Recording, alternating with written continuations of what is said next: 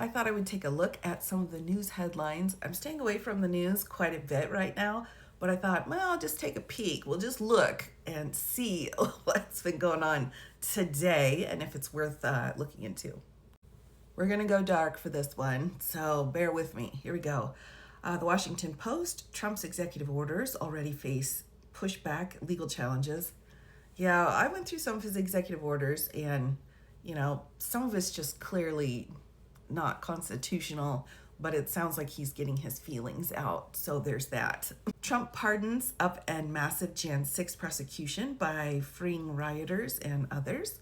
We knew that was coming too, right? Jan 6ers were going to all get pardons, and we knew that was a possibility. Okay. Here's what will get more expensive from 25% tariffs on Mexican and Canadian goods. Yeah, we know that's coming as well. Statement from DHS spokesperson on directives expanding law enforcement and ending the abuse of humanitarian parole. All right. Bishop at inaugural prayer service urges Trump to have mercy on LGBTQ children. Good luck with that. John Bolton's Secret Service protection discontinued by Trump administration. I think that's just the beginning. We're going to have a lot of people's Secret Service protection cut pretty soon, anytime now. And let's see what else we have. Do we have any other breaking news here? Oh my gosh, here we go. Let's go to U.S. and world news headlines. So far, nothing that's shocking or super interesting. Next, breaking down the executive actions Trump is using to govern. Again, I think that first couple of chapters in P25 will tell you what the plan is. And let's just see if there's anything else. Photos from Texas to Florida. Rare winter storm brings historic snowfall. It's cold out there, everybody. Be safe. Palestinians return to their homes in Gaza. Fingers crossed, peace in the Middle East will hold for a while. Trump administration strips schools, churches of immigration enforcement protections. Unsurprising. Will all new federal buildings look like ancient Rome now? Not quite. Well, architecture, that's important. Trump is signing a flurry of executive orders. Here's how those work.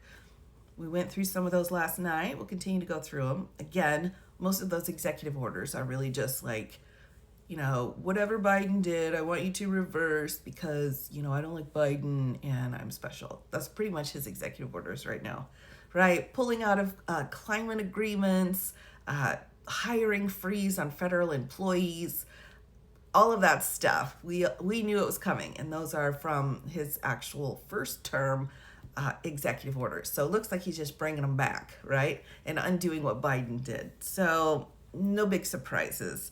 At least 68 people killed in a fire at a ski resort in northwest Turkey. Oh, that's sad. I'm not going to read the obituaries. I'm already sad. All right. Trump's pick for UN ambassador is Elise Stefanik. Here's what to know. All I know about this Stefanik person is that she wrote a couple of letters complaining about the ethics of the attorneys in New York, and was like, Alvin Bragg, he's a bad man. He should have his license pulled, or this judge sucks. Like, that's totally unprofessional based off of what she actually wrote, which had no evidence or substance behind it. So there you go with that. Another one here. Murdoch's News Corps offers Prince Harry a settlement to resolve years-long lawsuit. All right, good luck with that, Harry. Key actions from Trump's first day in office and insights from the inaugural speech. I didn't listen to the inaugural speech. I minored in rhetoric, which means I've spent a lot of time reading a lot of presidents' speech, and Mr. Trump's speech is really crappy. So I'm not going to waste any time listening to that, because most of what he says is just lies or something that he tries to make true by implementation, but it's really, it's up to his, it's really going to be up to his cohorts as to whether or not any of this stuff happens. Because as we know, Mr. Trump likes to sit around drinking Diet Coke, signing things and telling people what to do. And those people that he's telling what to do just look at each other and say, all right, how can I get paid? How can I get a bonus? What are you going to do for me now, Mr. Trump? All right. Next, Chicago immigrant residents are in Trump's sights. The mayor says he'll defend them. Well, good. But as we all know, that's one of the populations in the United States that Mr. Trump's going to go after first, and all of his minions. And the next group, of course, will be the LGBTQ community. So, no big surprises. Trump orders end of humanitarian parole for migrants of 4 countries. Yeah, not surprised. So, no big news here, in my opinion. I might look through those executive orders when I live stream tomorrow on YouTube because I'm not back on the talk.